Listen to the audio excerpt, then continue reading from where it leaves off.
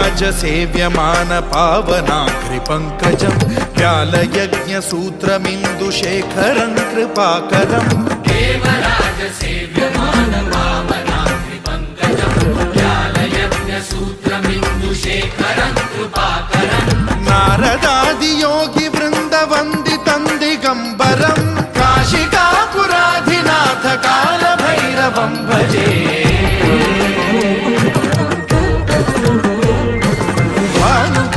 भास्वरं भवाब्धितारकं परं नीलकण्ठमीप्सितार्थदायकं त्रिलोचनं कालकालमम्बुजाक्षमक्षशूलमक्षरं काशिकापुराधिनाथ कालभैरवं भजे।